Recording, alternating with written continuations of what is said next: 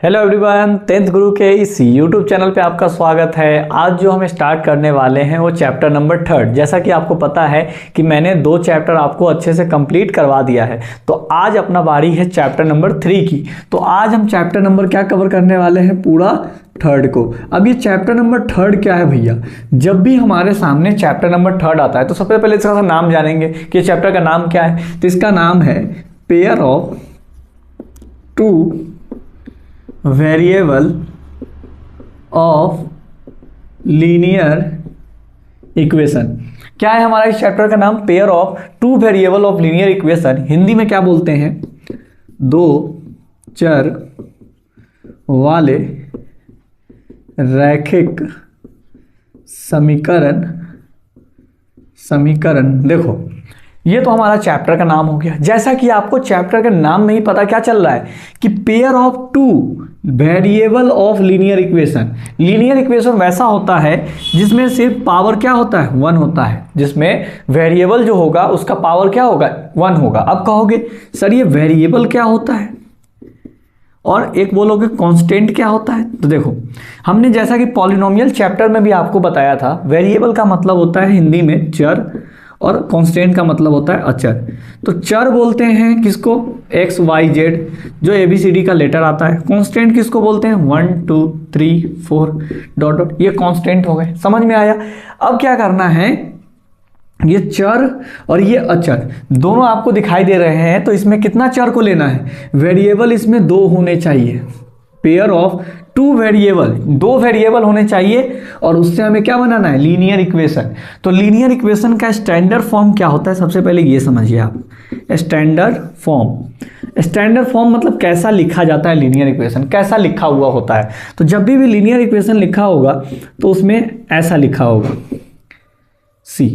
यहां पे आपको पता चल रहा है ABC, मतलब इसमें कितने आपको दिखाई दे रहे हैं वेरिएबल, तो कहोगे 2 वेरिएबल है।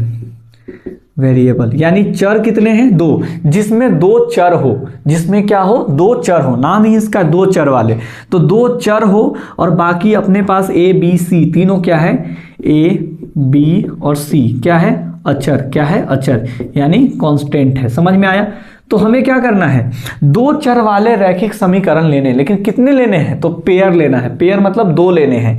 तो एक तो अपना ये हो गया, एक और लेना है, तो AX + BY = C। अब ये दोनों तो सेम लग रहा है, तो इसमें काम करते हैं, पता चलने के लिए 1 1 1 लगा देते हैं। तो मतलब ये पहले समीकरण दिया हुआ है, और इसमें 2 2 2 लगा देते हैं, तो मतलब ये दूसरा समीकरण है। समझ में आया।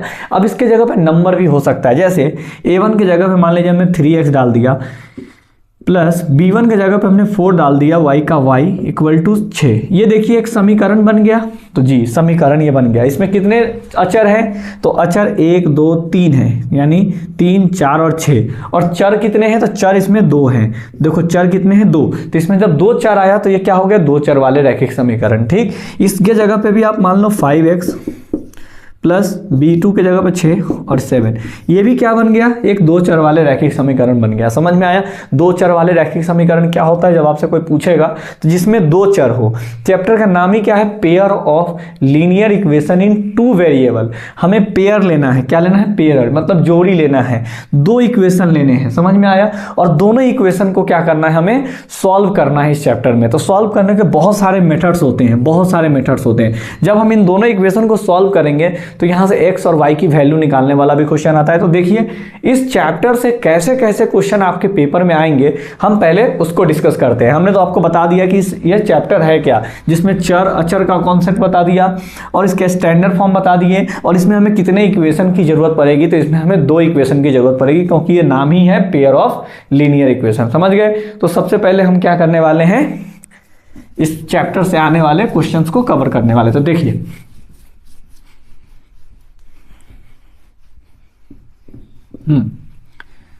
तो जैसा कि इस चैप्टर का नाम है पेयर ऑफ लीनियर इक्वेशन, हमें 2 लीनियर इक्वेशन लेने हैं। ठीक, तो चलिए पहला टाइप का, इसमें 2 तरह के क्वेश्चन आते हैं। कितने तरह के क्वेश्चन आते हैं, 2। बोर्ड की नजर है भाई 2 तरह के क्वेश्चन पे, हालांकि बहुत सारे हैं लेकिन हम मेन 2 बताएंगे। क्या, पहला हलों की प्रकृति, हलों की प्रकृति,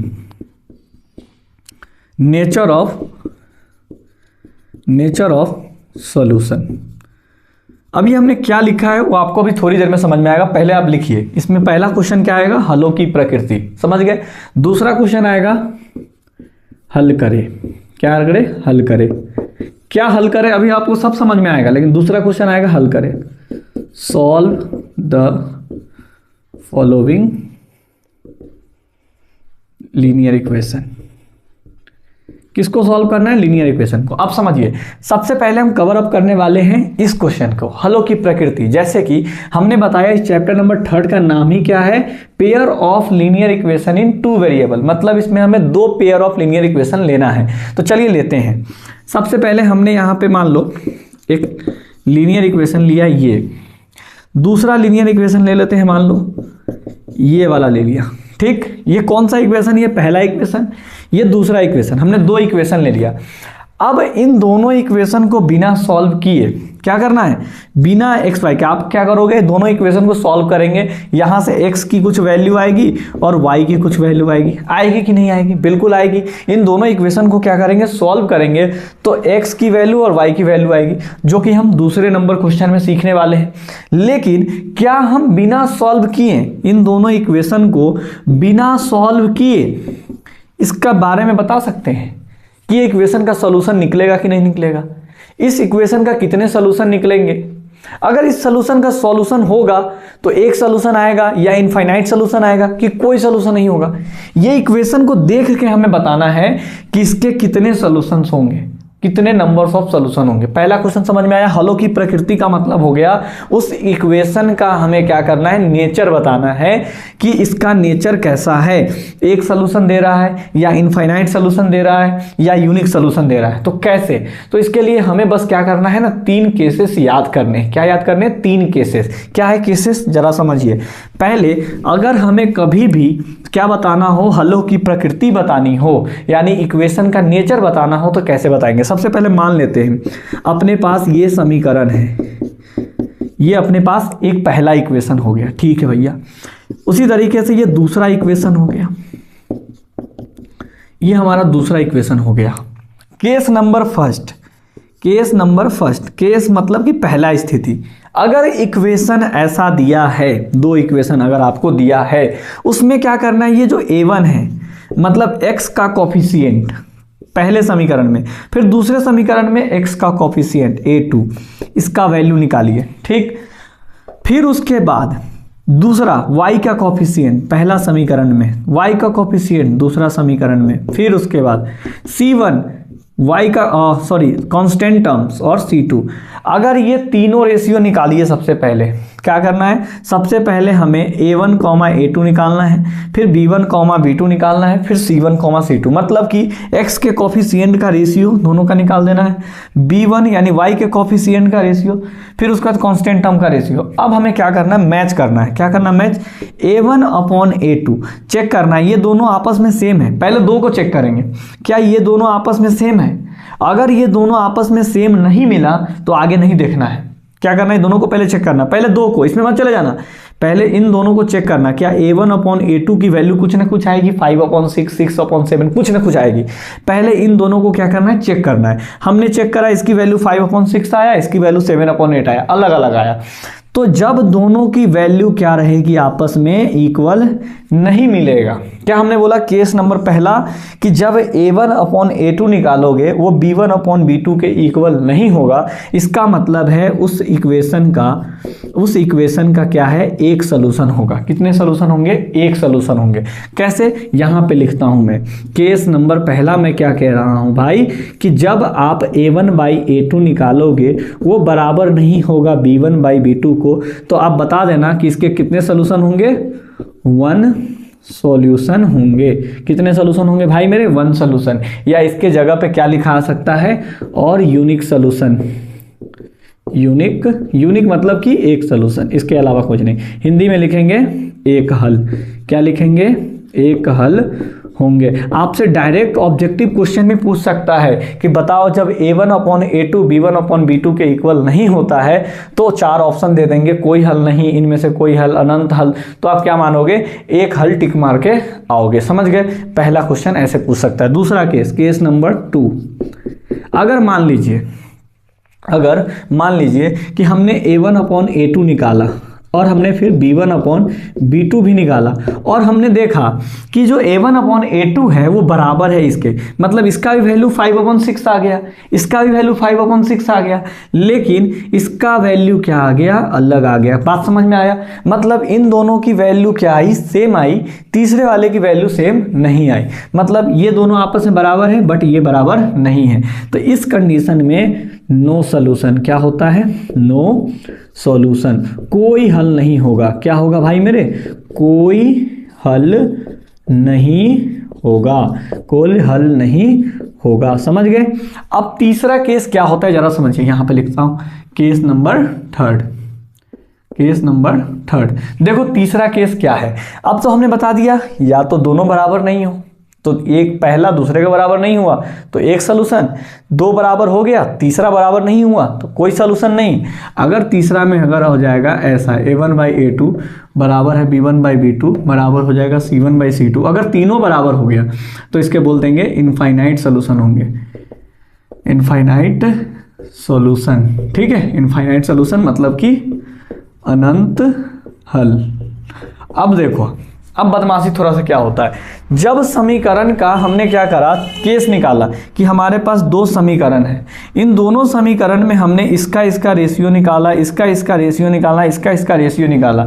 हमने चेक किया कि इसका इसका रेशियो इसके इसके रेशियो के बराबर नहीं है, मतलब कि A1/A2 बराबर नहीं है B1/B2, A1/A2 बराबर नहीं है B1/B2, मतलब कि इसका कोई सलूशन, सॉरी एक सलूशन होगा, यानी यूनिक सलूशन होंगे। अगर मान लो कि दो बराबर है, अब इसको मैं रियल एग्जांपल से समझाता हूं। हमें तीन चीजें निकालनी, A1/A2, B1/B2, C1/C2, तीनों निकालना है। ठीक, एक बात बताना, कभी भी गांव में चाहे कहीं भी ले लो, दो आदमी है, ठीक है, दो आदमी है, दोनों आदमी नहीं मान रहा है किसी काम को करने के लिए, कह रहा कि हम नहीं भाई नहीं काम करवा सकते हैं, तो क्या इसका क्या सलूशन होगा, एक ही रास्ता है, या तो वो काम होगा नहीं तो नहीं होगा, यही रास्ता है। तो देखो इसमें ये आदमी दोनों आपस में नहीं मान रहा है, दोनों आपस में बराबर नहीं है, तो क्या होगा, इसका एक ही सलूशन होगा, इसका एक ही सलूशन होगा कि वहां पर से मामला खत्म करो भाई, काम खत्म। अब देखो, जब दो आदमी राजी है, किसी गांव में मान लो सड़क बनाना है, तो दो आदमी क्या हो जाए, राजी हो जाए कि भैया ये भी आदमी कह रहा है काम होना चाहिए, ये भी यानी सेम पक्ष में, यानी दोनों बराबर हो गए। तीसरा आदमी बोल रहा है कि ना हम नहीं मानते, काम नहीं होना चाहिए। अरे पंचायत वाला बनराकस ले लो कि दो आदमी तो राजी हो गए, सब गांव का आदमी राजी हो गया काम कराने के लिए, और ये बनराकस तीसरा जो है वो मान नहीं रहा है, कह रहा कि हम नहीं मानते। तो अगर तीसरा आदमी आके काम भाड़ देगा तो काम वो होगा ही नहीं, मतलब कि कोई सलूशन नहीं निकलेगा। जब दो लोगों के बीच में तीसरा लोग आ जाएगा तो काम होगा नहीं होगा, पूरा काम ही भरा जाएगा। समझ गए? अगर तीनों लोग राजी हैं, मतलब तीनों आपस में इक्वल है, तो अनंत तक काम चलेगा, कोई दिक्कत नहीं भाई, काम करो, जैसे करना है वैसे करो। समझ गए ना?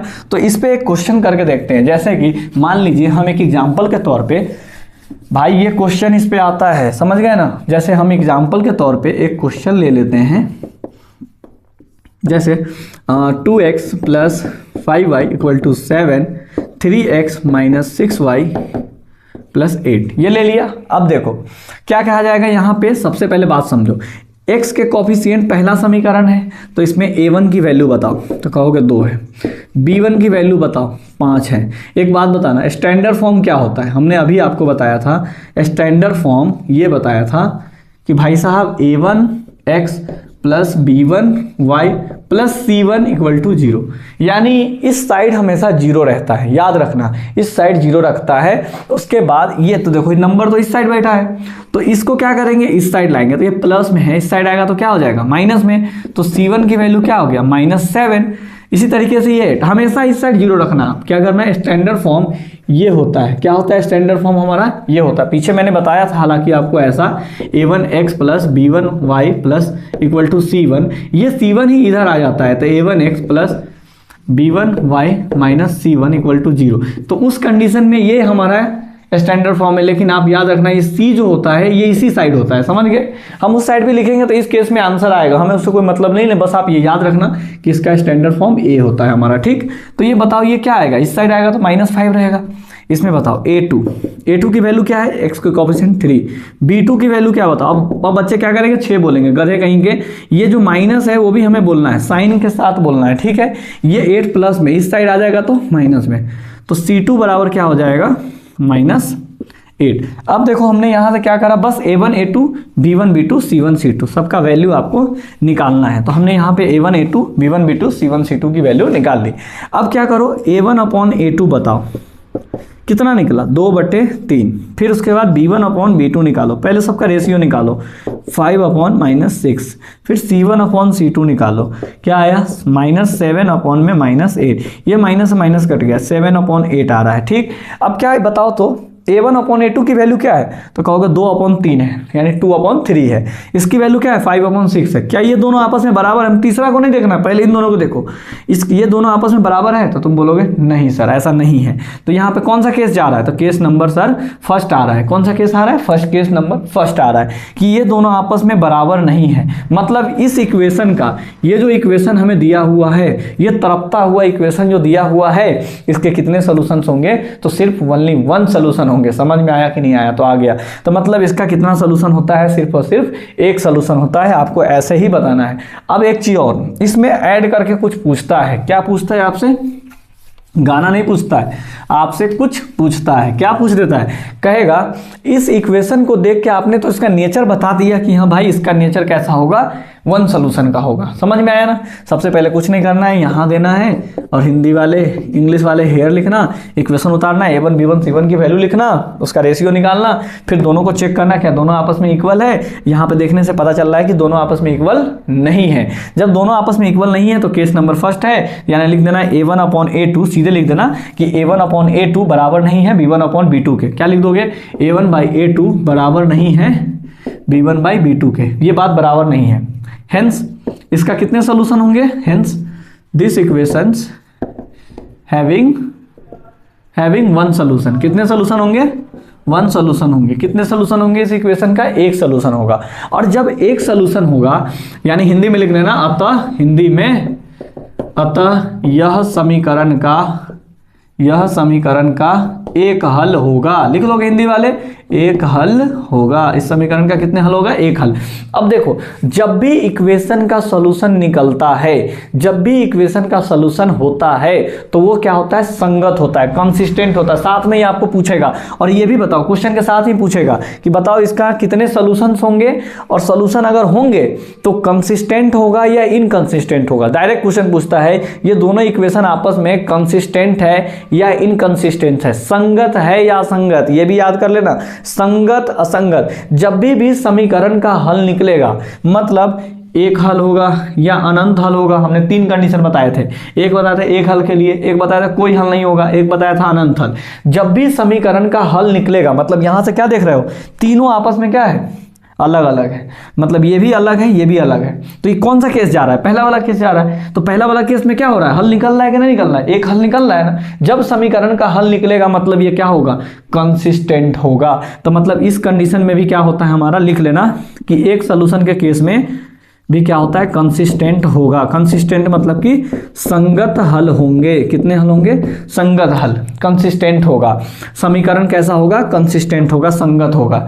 अब जब यहाँ पे कोई सोल्यूशन ही नहीं निकल रहा है, जब कोई सोल्यूशन ही नहीं होगा, तो ये क्या होगा, संगत होगा कि असंगत। तो बोलोगे सर ये असंगत होंगे। समीकरण कैसे हैं, असंगत है। असंगत है मतलब कि इनकंसिस्टेंट है, कंसिस्टेंट। याद रखोगे भाई मेरे, क्योंकि मैं उस टाइम आपको लिखवाता था, आपको ये चीज़ें याद नहीं आती, लेकिन आप समझ गए होंगे कि जब भी समीकरण का क्या होता है, हल निकलता है, यानी आंसर होता है, एक हल हो या इनफाइनाइट हल हो, लेकिन तब उस केस में ये कंसिस्टेंट होगा। और एक ही ऐसा केस है जिसमें ये इनकंसिस्टेंट होता है, नो सॉल्यूशन के केस में। तो ये केस नंबर 1 समझ में आया। अब तीनों केस पे एक एक एग्जाम्पल हम आपको समझाते हैं, तब आपको अच्छे से क्रिस्टल क्लियर हो जाएगा। तो देखिए, हम पहले बोर्ड को 3 पोर्शन में डिवाइड करेंगे और एक एक एग्जाम्पल हम आपको तीनों पे कराते हैं, तो आपको ज़्यादा अच्छे से समझ में आएगा।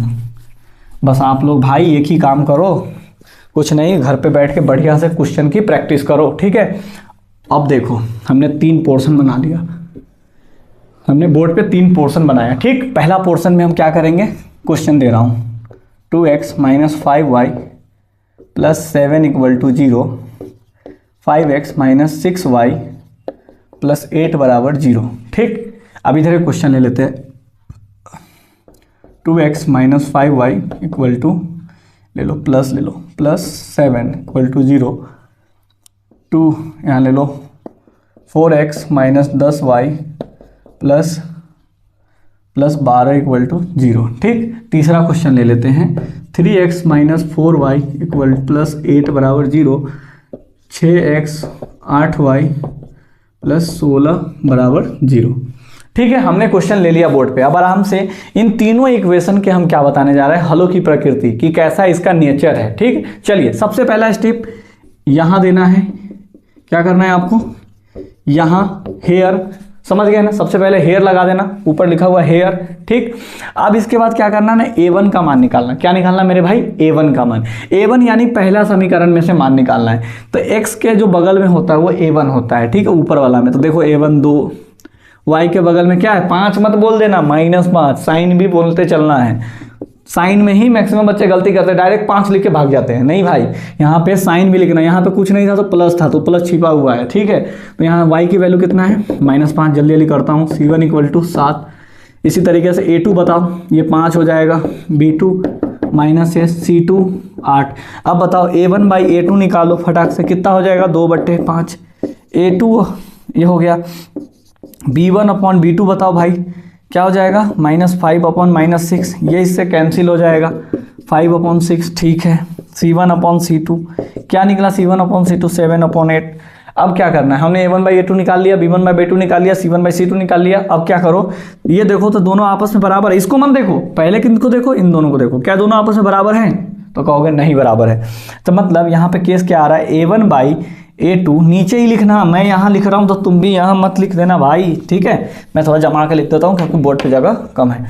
यहाँ पे कॉमा b1 अपॉन b2 बराबर हो जाएगा -5/6, -6 ये कट जाएगा, 5/6। यहाँ c1 बाई c2 क्या आ गया, 7/8।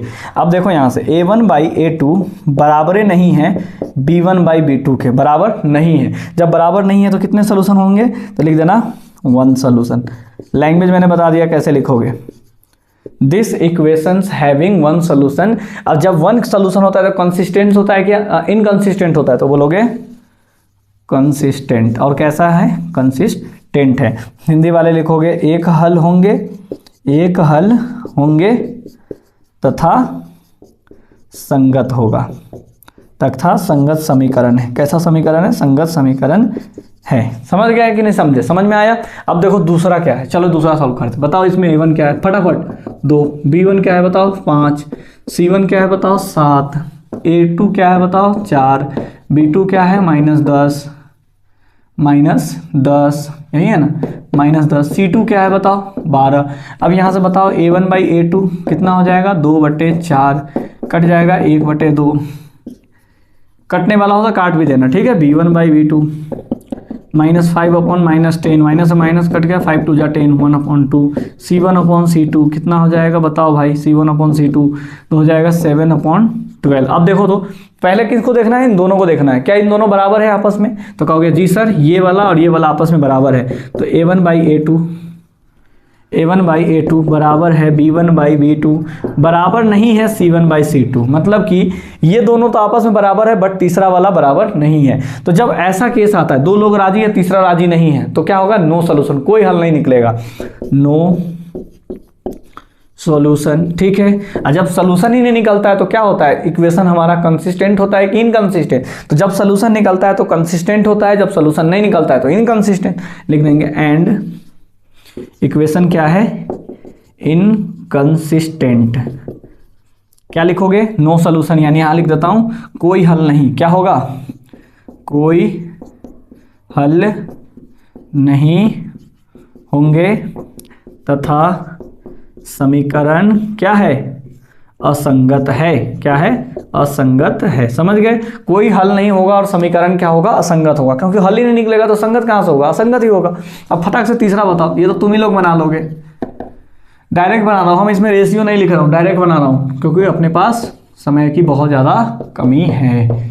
देखो इसको कटने वाला था, काट दो 1/2, इसको देखो -4/-8, ये 1/2, c1 अपॉन c2 8/16, ये भी कटने वाला 1/2। देखो तो तीनों बराबर है क्या, बिल्कुल सर, तीनों हमारा क्या है, बराबर है। और जब तीनों बराबर होते हैं तो क्या होता है, इनफाइनाइट सोल्यूशन। तो यहाँ पे लिख दोगे इनफाइनाइट सोल्यूशन। जब ये इनफाइनाइट सोल्यूशन होगा, एक बात तुम्हें बताओ, जब ये इनफाइनाइट सोल्यूशन निकल रहा है कि नहीं निकल रहा, निकल रहा है, तो जब सोल्यूशन निकलेगा तो इनकंसिस्टेंट होता है कि कंसिस्टेंट होता है, तो आप बोलोगे कंसिस्टेंट होता है, तो लिख देना एंड इक्वेशंस आर क्या होगा, कंसिस्टेंट, मतलब कि अनंत हल होंगे, अनंत हल होंगे तथा संगत है।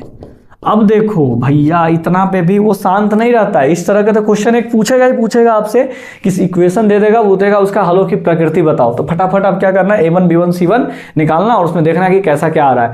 अब देखो क्वेश्चन इसमें भी नहीं आता, अब इन तीनों का नाम चेंज करके आता है, तो क्या आता है देखिए, बोर्ड को इरेज करते हैं फिर बताते हैं। इसको बढ़िया से प्रैक्टिस करना घर पे कि हलों की प्रकृति हम कैसे बताते हैं, इसकी बिल्कुल भी नहीं, ये टॉपिक आपके एग्जाम के पॉइंट ऑफ व्यू से काफ़ी ज़्यादा इंपॉर्टेंट है, ठीक है। देखो अब एक बात बताना, ये जो हमने बताया है इस समीकरण का कुछ नाम भी होता है, क्या होता है, नाम भी होता है। कैसा नाम होता है, देखो इसका एक और नाम है इनफाइनाइट सोल्यूशन, है ना, जहां पे इनफाइनाइट सोल्यूशन होता है वहां पे समांतर आश्रित समीकरण भी बोलते हैं इसको। जो अनंत हल देता है, जो समीकरण का अनंत हल होता है उसे आश्रित समीकरण कहते हैं, डिपेंडेंट इक्वेशन। समझ में आया कि नहीं है, जो हमारा अनंत हल हो देता है उसे हम क्या कहते हैं, आश्रित समीकरण भी बोलते हैं। अगर कहीं पे आश्रित लिखा हुआ मिल जाता है, कंफ्यूज मत हो जाना कि सर क्या बोल रहा है नया चीज, आश्रित यानी डिपेंडेंट, तो आप समझ जाना कि अनंत हल का केस है, मतलब कि a1 by b1 b1 by a1 by a2 b1 by b2 c1 by c2 तीनों इक्वल है, समझ गए। जहां पे नो सोल्यूशन कब होता है, जब समीकरण कैसा होता है, समांतर रेखाएं होती है, समांतर रेखाएं होंगी, समझ गए, समांतर रेखाएं होंगी, यानी समांतर रेखा, जैसे दो रेखाएं ऐसे पैरेलल चली गई तो उसके कितने हल होते हैं, तो उसके कोई हल नहीं निकलते हैं। ये कोप्लेनर है, ऐसे इधर से इधर, इधर से इधर, किधर खींच देंगे, इनफाइनाइट सोल्यूशन होगा, ठीक है ना। अब देखो ये एक हल कब होता है, जब दो लाइन आपस में इंटरसेक्ट करता है तब एक सोल्यूशन, देखो एक ही पॉइंट पे इंटरसेक्ट किया है मतलब उसका वन सोल्यूशन होगा, तो इसे क्या बोलते हैं, प्रतिच्छेदी रेखा, क्या बोलते हैं, प्रतिच्छेदी रेखा इंग्लिश में क्या बोल देंगे, इंटरसेक्टिंग लाइन। जब लाइन इंटरसेक्ट करता है तो उसके कितने सोल्यूशन होते हैं, डायरेक्ट आपसे क्वेश्चन पूछेगा तो आप क्या बताओगे, उसके वन सोल्यूशन होते हैं। जब लाइन पैरेलल होती है, पैरेलल, तो क्या होगा, पैरेलल लाइंस होंगी तो उसके कितने सोल्यूशंस होते हैं, पैरेलल लाइन का कोई सॉल्यूशन ही नहीं होता है, नो सोल्यूशन, ठीक है। और जब हमारा आश्रित समीकरण यानी कि कोप्लेनर होगा तो कितने हल होंगे, कोप्लेनर लाइन, तो कितने हल होंगे, उसके इनफाइनाइट सोल्यूशन होंगे। समझ में आया कि नहीं आया।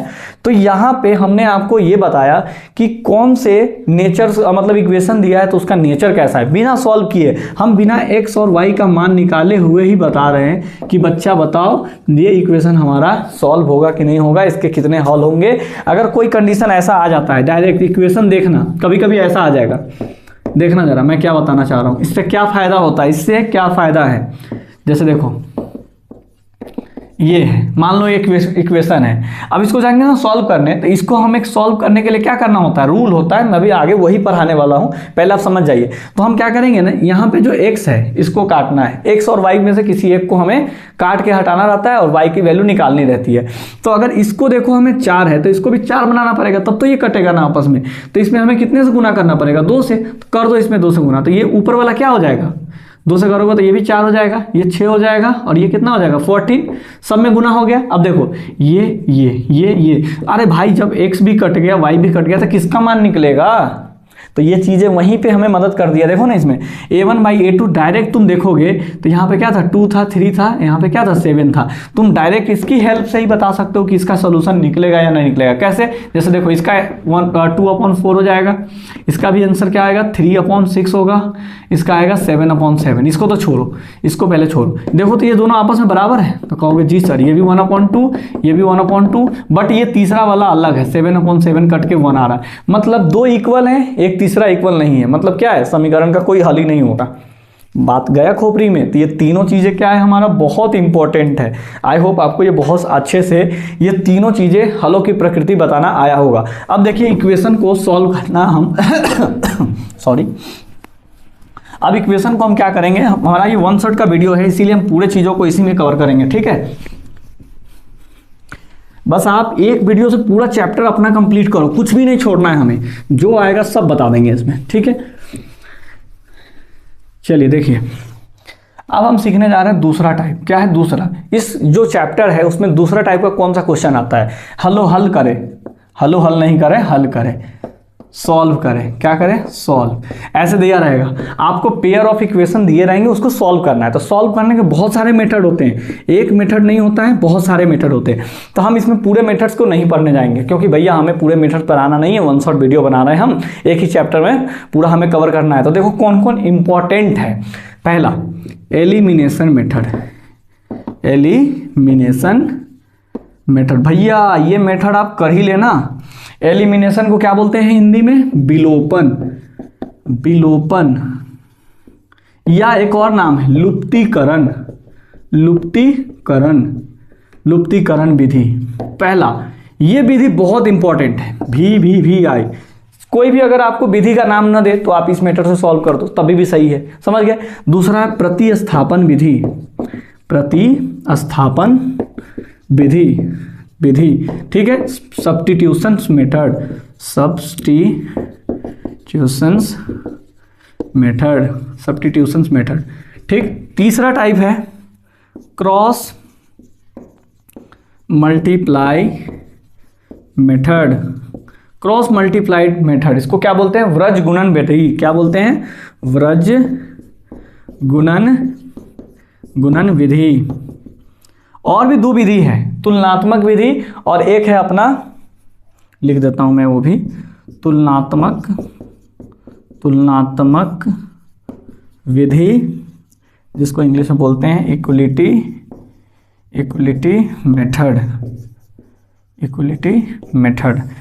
तो ये अपने चार मेन इंपॉर्टेंट मेथड हैं। तो इसमें से ये जो दो मेथड है, ये जो दो मेथड दिखाई दे रहा है, ये क्या है अपना MP बोर्ड में भैया यही दो मेथड आता है। इसके अलावा आज तक के पेपर में ऐसा नहीं देखा गया है कि वो तीनों मेथड से क्वेश्चन, चारों मेथड से पूछा हो। MP बोर्ड का नजर किस पे है मैं पहले ही बोल दिया, और ये क्वेश्चन आपके 4 नंबर में कंफर्म बनेंगे ही बनेंगे। समझ में आया कि नहीं आया? बिल्कुल आया। और ये दो टॉपिक्स आपको बिल्कुल भी स्किप नहीं करना है। वो तो एक क्वेश्चन तो उससे बनेगा A1 B1 C1 वाले से, और एक क्वेश्चन कहां से MP बोर्ड पूछती है? यहां से। ये सॉल्व करें, जो कि 4 नंबर में। आप पेपर पलट के देख लेना, 2000 जब से MP बोर्ड पेपर ले रहा है भाई, तब से तुम पलट के देख लेना, अभी तक के रिकॉर्ड में इन दोनों से क्वेश्चन पूछा ही जा रहा है। तो आप इसको बिल्कुल भी स्किप नहीं करोगे। और बस बिहार बोर्ड में ये यहाँ तक, बिहार बोर्ड में एक एक्स्ट्रा आ गया व्रज गुणन विधि, इसको भी आप स्किप नहीं करोगे, और करोगे तो यू विल फिनिश। समझ गए? तो चलो हम पहला स्टार्ट करते हैं एलिमिनेशन मेथड, उसके साइड ही करेंगे प्रतिस्थापन विधि, और नेक्स्ट वीडियो में हम करेंगे व्रज गुणन विधि, क्योंकि ये बनाने में हमें बहुत ज़्यादा वीडियो लंबा हो जाएगा। तो इसको क्या करेंगे, दो मेथड को पढ़ के तीसरा के लिए हम एक अलग सेपरेट वीडियो बना देंगे, जो बिहार बोर्ड वाले होंगे वो देख लेंगे, MP बोर्ड वालों की जरूरत नहीं है। आप लोग बिल्कुल भी वीडियो को मत देखना, क्योंकि आपको जरूरत ही नहीं है, तो क्या करोगे देख के फालतू में, ठीक है। तो चलो भाई स्टार्ट करते हैं। मैं बताते जा रहा हूं कौन किसके लिए इंपॉर्टेंट है भाई, क्योंकि मैंने आपको वीडियो में यही बात बोला था, क्या पढ़ना है और क्या छोड़ना है, वही हमें एंड टाइम पे काम आता है। देखो सबसे पहले हम 2 पोर्शन बनाएंगे, इस साइड हम कवर करेंगे एलिमिनेशन, और इस साइड कवर करेंगे प्रतिस्थापन विधि। 2 पॉइंट बताऊंगा, बस आपको याद रखना है। पहला, चलो भाई विलोपन विधि लिखते हैं। विलोपन, इंग्लिश मीडियम वाले बच्चे हमारे थोड़े से कोऑपरेट करेंगे, क्योंकि हम बार बार इंग्लिश हिंदी में नहीं लिख सकते हैं, समझ गए। लेकिन तभी मैं कोशिश कर रहा हूं। विलोपन को क्या बोलते हैं? Elimination method. मैथ का कोई लैंग्वेज नहीं होता भाई मेरे, बस आप चीज़ों को समझो कि बनाते कैसे हैं, ठीक है। दूसरा है प्रतिस्थापन विधि, सब्स्टिट्यूशंस मेथड, सब्स्टिट्यूशंस मेथड, ठीक है भाई। देखो स्टार्ट करें, क्वेश्चन लेते हैं। सबसे पहले हमने एक क्वेश्चन लिया 3x - y = 5, ठीक। दूसरा क्वेश्चन लिया 6x - 5y = 7। हमने अपने मन से कुछ भी क्वेश्चन लिया है, आपको कुछ भी दे दे भाई, गधा भैंस कुत्ता बिल्ली कुछ भी दे दे, इसके नंबर तो आपको चेंज करके ही वो पूछेगा। ऐसा तो नहीं कि बिट्टू सर ने 5 कराया तो हम 5 करके दौड़ गए एग्जाम में, ले अरे भैया मेरे, अगर वो कुछ भी देता है आपको सॉल्व करने आना चाहिए। अब देखो बच्चों को काटने कूटने में बहुत दिक्कत होता है, तो हम अभी एलिमिनेशन की बात कर रहे हैं, अभी हम सब्स्टिट्यूशन की बात नहीं कर रहे हैं। तो अभी सब्स्टिट्यूशन की तरफ दिमाग ले भी मत जाना, अगर पढ़े हो तो, अगर पढ़े हो तो उधर जाना ही मत, अभी इधर ही रहना, ठीक। अब चलो भाई, एलिमिनेशन मेथड कहता क्या है? एलिमिनेट का मतलब क्या होता है? गायब करना। एलिमिनेट का मतलब गायब करना, मतलब हमें एक चीज को इसमें गायब करना होगा तभी दूसरे का वैल्यू निकलेगा। सर क्या बात बोल दी? मतलब अगर हमें एक का मान निकालना है तो दूसरे को गायब करना पड़ेगा, विलोप करना पड़ेगा, मतलब गायब करना पड़ेगा। अब देखिए भाई, अब आपको इसमें इच्छा होनी चाहिए कि x को गायब करना है या y को गायब करना है। तो मैं आप लोगों के सहूलियत के लिए, इजी के लिए मैं आपको एक ही बात बोलूँगा, भैया पहला वाला देख लियो, क्योंकि आप लोगों को गधे, हमें पता है हम कितने भी अच्छे से सिखाएंगे आप गलती करके ही आओगे, तो हमें तो गलती नहीं करने देना है, क्योंकि हम जानते हैं आप गलती कहाँ करते हो। अगर हम तो देखो, हम तो दोनों में से किसी को गायब करके बना सकते हैं। कुछ बच्चे वो भी सीखे दोनों को गायब करके बना सकते हैं, लेकिन कुछ गधे हैं हमारे पास, उनको एक सिखाएंगे वो क्वेश्चन सोच लेंगे कि अरे सब में प्लस ही करना है। अबे भैया कभी कभी इक्वेशन माइनस भी हो जाता है, तो वो कंडीशन क्या है वो भी हम बता देंगे, लेकिन गधे बच्चे हमारे, मतलब प्यारे बच्चे हमारे, क्या करना है, कैसे सॉल्व करोगे, आपके लिए हम सबसे इजी बता रहे हैं, आप ऐसा ही करना, सब में ऐसा ही करके आना, गलत आपका नहीं बनेगा। कैसे? इसको लाइन खींच के पहला लिख सकते हो, जी सर। इसको लाइन खींच के दूसरा लिख सकते हो, जी सर। आपको गलती से बचाने के लिए हम यहाँ पे ये चीज़ें हम बोल रहे हैं, समझना। हमेशा आप पहले वाला काटना, हमेशा पहला वाला आप काटना। अब पूछो सर क्यों हम पहला वाला काटें? क्योंकि भाई देखो, पहला वाला जब काटोगे ना तो दोनों जगह तुम्हें दिखाई दे रहा है प्लस में है ना, प्लस में दोनों जगह हमेशा सेम साइन रहेगा। अगर साइन अलग अलग कर दिया, अगर साइन अलग हो गया तो क्या कर दोगे, गड़बड़ कर दोगे आप। इसीलिए इसका साइन प्लस माइनस बीच में होते रहता है, वो चेंजिंग होते रहता है, लेकिन यहां पे साइन अधिकतर मैक्सिमम टाइम आपको क्या रहेगा, सेम ही रहेगा। तो हम आपको सिखाते हैं, ठीक। देखो जब साइन सेम होता है, हम सीधे बोल दे रहे हैं आपको, जब साइन सेम होता है तो दोनों इक्वेशन को क्या करना है, हमें माइनस करना होता है। क्या करना होता है, माइनस। और मैक्सिमम टाइम जो भी क्वेश्चन पूछे जाते हैं उसमें फर्स्ट वाला का साइन क्या रहता है, सेम ही रहता है। समझ गए? अब देखिए, तो काटना पड़ेगा, तो फर्स्ट में क्या है, x। तो x को काटने के लिए आप ध्यान से देखना, यहां पे 6 है, क्या ऊपर वाले को 6 बना सकते हैं? बिल्कुल बना सकते हैं, 2 से गुना करके बना सकते हैं कि नहीं बना सकते? अगर आपका खोपड़ी इतना भी नहीं चलता है भाई, तो आप इसको इधर कर दो, इसको इधर कर दो। समझ में आया? ये उठा के इधर गुना किया, ये वाला उठा के इधर गुना किया, ये समझ में आया? अबे भाई अगर इतना देखो, अब 6 हो गया तो 6 से गुना करना थोड़ा बड़ा डिजिट बन रहा है कि नहीं बन रहा है? तो भाई मेरे, अगर तुम्हारे पास थोड़ा सा दिमाग होता तो हम दोनों में मल्टीप्लाई करना ही नहीं पड़ता, हमें दोनों में मल्टीप्लाई करने की जरूरत ही नहीं। क्यों? क्योंकि इसको हम ऊपर वाले को 6 बना सकते हैं डायरेक्ट, सोचो तो। हाँ सर बना सकते हैं, 2 से मल्टीप्लाई करके। तो भाई सिर्फ एक ही में हमें मल्टीप्लाई करना है, दूसरा में मल्टीप्लाई नहीं करना पड़ रहा है।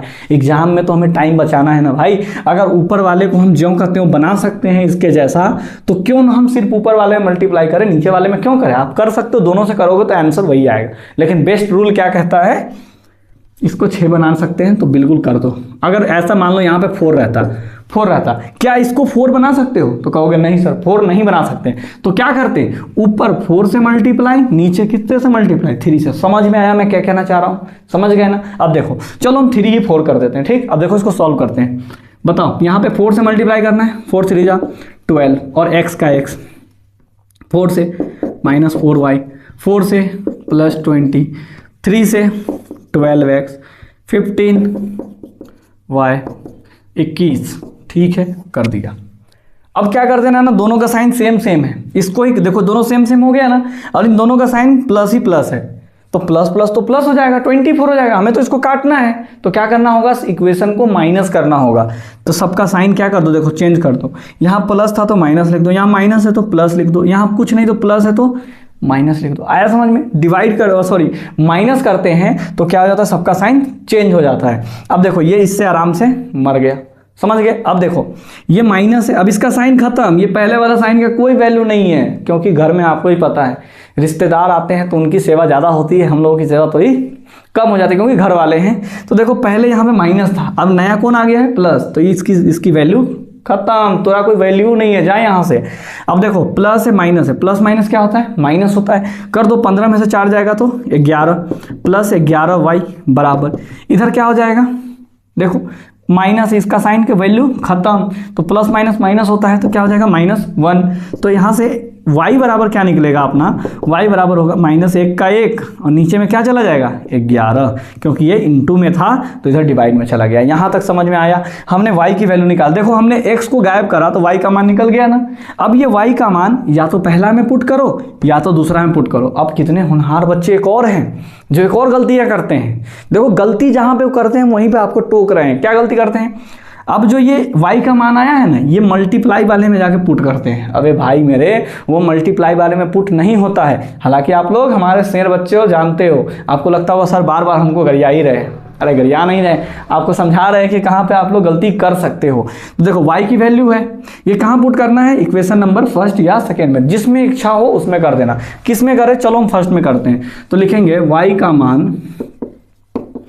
मान समीकरण एक में रखने पर, यानी putting the value of y in equation number first. ठीक है, देखिए इक्वेशन नंबर फर्स्ट क्या है, फर्स्ट में पुट करना, उतार दीजिए 3x माइनस वाई बराबर 5। अब देखिए 3x का 3x माइनस y की वैल्यू क्या है -1/11 है ना, तो y के जगह पे डायरेक्ट डाल दीजिए -1/11 बराबर 5 का 5। क्यों, देखो हमने किसी वैल्यू के साथ छेड़छाड़ नहीं करा, बस y की जगह पे हमने उसका वैल्यू पुट कर दिया। आप दूसरा में भी करते हो तभी भी वही आंसर आएगा। माइनस माइनस क्या हो जाएगा, प्लस हो जाएगा, 1/11 बराबर 5, 3x बराबर 5 माइनस 1/11। अब इसको क्या करो, 3x बराबर 11 × 55 माइनस 1/11, यहाँ पे आ जाएगा 3x बराबर हो जाएगा 54 और बट्टे में आ जाएगा 11। ये इनटू में इधर जाएगा नीचे में तो हो जाएगा 54/11 मल्टीप्लाई नीचे में 3, क्योंकि नीचे में चला जाएगा। अब ये 3 से कट सकता है, बिल्कुल कट सकता है। कितना बार में, ये लगेगा अपना एक बार में, और ये 2 हो जाएगा 8 18, तो यानी x बराबर हो गया 18/11। तो हमारा x की भी वैल्यू निकल गई, y की भी वैल्यू निकल गई। कुछ भी निकल सकता है, बट्टा फट्टा कुछ भी निकल सकता है। यानी आपको अगर एलिमिनेशन से क्वेश्चन बनाना है तो आपको कैसे बनाना है, ऐसे ही बनाना है। पहले वाले को आप काटने का कोशिश करो, क्योंकि दोनों का साइन सेम है। जब भी आप अगर y को भी काट सकते हो भाई, अगर y को भी काटने जाओ तो देखो यहाँ 5 बनाना होगा, क्योंकि यहाँ 5 है, तो यहाँ 5 बनाने के लिए क्या करना होगा, सिर्फ इसमें 5 से गुना करना पड़ता। इसमें 5 से गुना करते हैं, इसमें 5 से गुना नहीं करना पड़ता। क्यों, क्योंकि अगर इसमें 5 से गुना डायरेक्ट कर दे तो हमारा ये बराबर हो जाएगा। ठीक, अब देखो दोनों का साइन क्या है, सेम है। जब दोनों का साइन सेम रहेगा तो क्या कर दोगे, माइनस कर दोगे सबको। अगर मान लो बाय द वे यहाँ पे माइनस रहता, तो क्या करते आप, तब तो आप इसको सीधा प्लस करना पड़ता, किसी का साइन चेंज करने की जरूरत नहीं थी। समझ गए ना हम क्या कहना चाह रहे हैं। अगर साइन डिफरेंट हो तो डायरेक्ट प्लस कर दो, प्लस करने पे अपने माप ये कट जाता, बाकी साइन वगैरह चेंज नहीं होता। समझे कि नहीं समझे, जब माइनस होता है तभी साइन चेंज होता है। अब यही गलतियां बार बार बच्चे करते हैं, तो आप ये गलतियां नहीं करोगे, मुझे आपसे पूरा उम्मीद है। जब आप डिफरेंट साइन वाले को काटने जाते हो तो डायरेक्ट इक्वेशन का प्लस करते हैं, उसमें कोई भी साइन चेंज नहीं होता है। समझ गया ना, यहाँ माइनस हो तो प्लस होगा। समझ गए। अब देखिए आगे अपना कौन सा मेथड है, प्रतिस्थापन विधि। हमने मेथड बाय मेथड करके सिंपल वीडियो भी बनाया है, जिसमें 1-2 क्वेश्चंस भी हमने करवाए हैं। तो आपको अगर डिटेल में देखना है तो जाके हमारे वीडियो में आप जो प्लेलिस्ट बना हुआ है मैथ्स का, उसमें जाके अच्छे से समझ सकते हो। हालांकि इसमें हमें 1 शॉट बना रहा हूं तो ज़्यादा क्वेश्चंस मैं इसमें नहीं करा सकता, ठीक ना। अब देखिए सब्स्टिट्यूशंस मेथड, एलिमिनेशन समझ में आया, एक को गायब कर दिया। अब एक क्वेश्चन लेते हैं सब्स्टिट्यूशंस पे। देखिए क्या है क्वेश्चन, ज़्यादा से हम देख लेते हैं। सब्स्टिट्यूशन का क्वेश्चन करा रहा हूं मैं, ठीक है। 2x minus Y plus 5, 3x plus 6y = 7। हमने अपने मन से कुछ भी ले लिया, आपको भी एमपी बोर्ड या बिहार बोर्ड या कोई भी बोर्ड हो भैया, कुछ भी दे सकता है। ठीक, अब क्या करना है, इक्वेशन दिखाई दे रहा है, सिंपल लाइन खींच के पहला, लाइन खींच के दूसरा। भैया मेरे प्रतिस्थापन विधि का क्वेश्चन जब आता है तो उसमें बस हमें एक चीज़ खोपड़ी में याद रखना है, जैसे एलिमिनेशन में आपको एक चीज याद करवाया था, शुरू वाला को काट दो बराबर करके, यही ना सिखाया था। सेम सेम साइन है तो माइनस कर दो, माइनस में सब साइन चेंज हो जाता है। अलग अलग साइन है तो क्या कर दो, प्लस करो, किसी का भी साइन चेंज मत करना, प्लस करने पर सब साइन वैसा का वैसा ही रहता है। देखो तो प्रतिस्थापन विधि में हम इन दोनों इक्वेशन को ठिकियाएंगे। क्या करेंगे, ठिकियाएंगे, मतलब देखेंगे। सर देख तो रहे हैं, लो सर देख लिया, देख रहे हो। अब हमें क्या करना है भाई, प्रतिस्थापन में या तो इसको लेना है या तो इसको लेना है, दोनों में से कोई एक समीकरण को चुनना होता है, लेना होता है। अब लेने के लिए तो हम भाई दोनों में से कोई भी ले सकते हैं। फायदा किसको है लेने में, फायदा किसको है लेने में, मतलब कि कौन सा समीकरण को चुनने में फायदा होगा। देखो एक बात बताओ, जाने का तो रास्ता दोनों है, हम तो दोनों समीकरण में से किसी एक समीकरण को लेके बनाएंगे तो आंसर वही आएगा। लेकिन एग्जाम में कैलकुलेशन कम हो, कैलकुलेशन कम होता है, मतलब कि अगर एक बात बताना, जैसे ऐसा कुछ आ जाएगा, ऐसा बट्टा फट्टा वाला आएगा सॉल्व करने को, ऐसा तो सॉल्व करने में थोड़ा दिक्कत होता है कि नहीं होता है, बिल्कुल होता है भाई। नॉर्मल ऐसे दे देंगे, लो बताओ इसका आंसर क्या होगा, डायरेक्ट तुम 7x लिख दोगे, लेकिन इसी में दे दिया, ले भाई ले, ये ले करके बता इसका आंसर। अब आपकी थोड़ी सी में दिमाग खराब हो जाएगा, कुछ वजह तो गलती भी कर देंगे, इसमें हो जाता है ना। तो इस चीज़ से बचने के लिए हम क्या करते हैं, थोड़ा सोच समझ के रास्ता चुनते हैं, क्योंकि भाई कोर्स भी चुना जाता है कैसे, सोच समझ के कि आगे हमें क्या करना है। उसी तरीके से जब यहाँ हमें समीकरण को चुनना है, जब हमें यहाँ समीकरण को चुनना है तो हम कैसे चूक जाएंगे, लाइफ पार्टनर चुनेंगे तो सोच समझ के चुनते हैं, उसके पूरा बैकग्राउंड के बारे में पता लगाते हैं, लगाते हैं कि नहीं लगाते हैं। उसी तरीके से भाई जब यहाँ पे हमें दोनों इक्वेशन में से हमारे पास ऑप्शन है, इन दोनों में से कोई एक लो, तो हम उस इक्वेशन को लेंगे जिसको लेने से क्या हो, फायदा हो। अब बोलोगे सर फायदा कैसे होगा इसमें, देखो भाई दोनों इक्वेशन में आप हमेशा पहले ये चीज़ देखना, अगर आप प्रतिस्थापन से बनाने जा रहे हो तो दोनों इक्वेशन में सबसे पहले आप क्या देखोगे, कहीं x फ्री है क्या।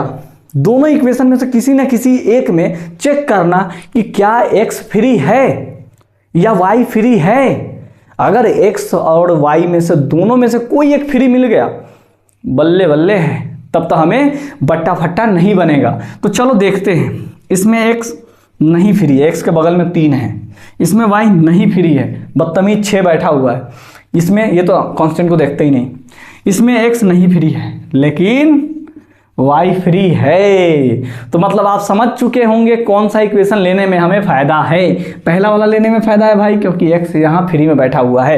तो लिखेंगे टेकिंग इक्वेशन फर्स्ट, समझ में आया, टेकिंग इक्वेशन फर्स्ट। हम सेकेंड भी ले सकते हैं, अगर सेकेंड लोगे तो भी बताएंगे क्या केस आएगा, इसलिए हमने सेकेंड को नहीं लिया है। क्यों बताऊंगा, रुक जाओ। पहले टेकिंग इक्वेशन फर्स्ट, एक समीकरण एक लेने पर, समीकरण एक लेने पर, चलो लेते हैं।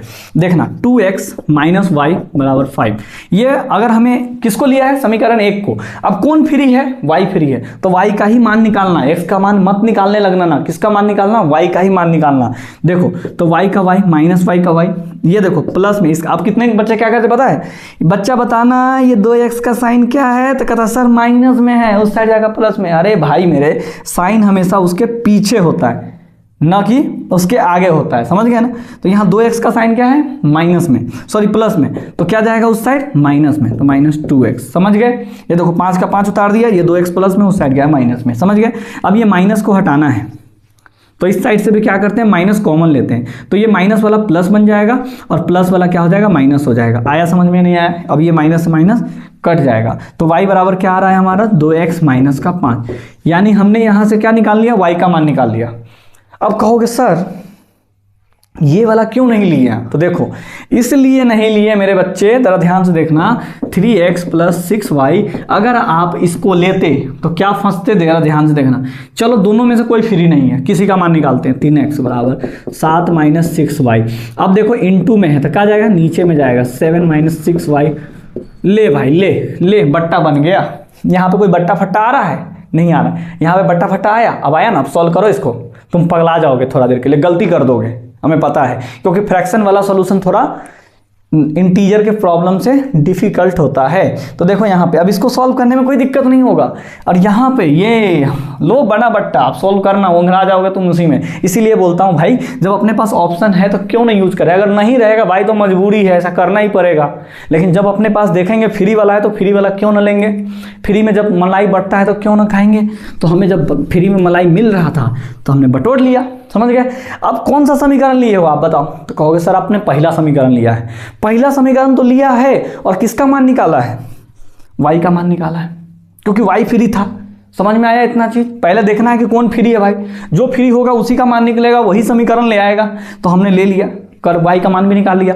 अब हमने पहला समीकरण लेंगे तो हमेशा वैल्यू किस में पुट होगा, दूसरे वाले में। अगर हम दूसरा समीकरण लिए होते तो जो वैल्यू आता उसको किस में पुट करते, पहला में पुट करते। तो आप देख लो हमने पहला लिया है तो वैल्यू ये जो आई है इसको किस में पुट करना होगा, दूसरा में। चलो करते हैं, लिखेंगे समीकरण 2 में y का मान रखने पर, यानी पुटिंग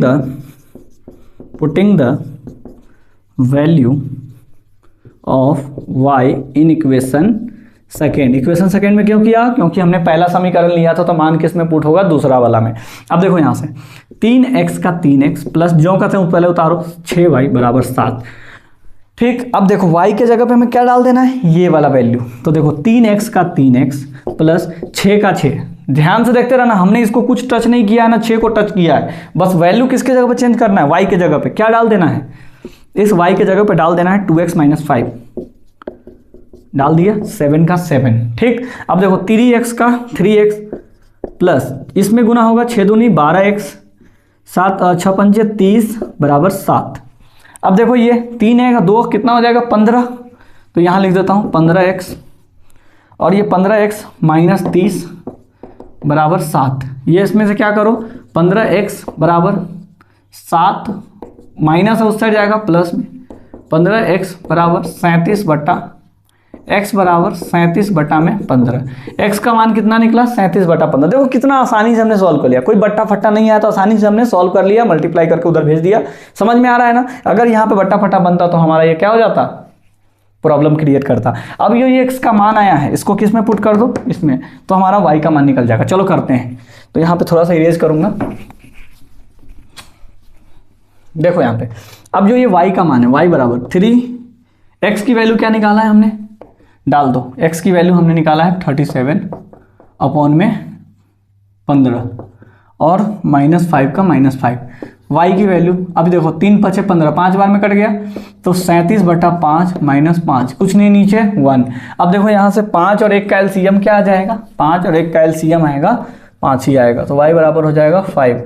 ये हो जाएगा 37 माइनस 25, तो y बराबर आ जाएगा 7 में से 5 जाएगा तो 2, और ये 1 12/5। ये हमारा क्या निकला, x और y का आंसर लिखना। तो आई होप आपको ये विलोपन विधि और प्रतिस्थापन विधि अच्छे से समझ में आया होगा। बस क्या करना है आपको, विलोपन में पहले वाले को काटना है, पहले वाले में दोनों का साइन सेम ही रहता है अधिकांशतः, तो आपको क्या मिल जाएगा वहाँ पे माइनस, सबका साइन चेंज करोगे, फटाफट कटपुट करोगे, y का मान निकाल दोगे। फिर उसके बाद y का मान को किस में पुट कर दोगे, समीकरण 1 में, तो x का मान निकल जाएगा।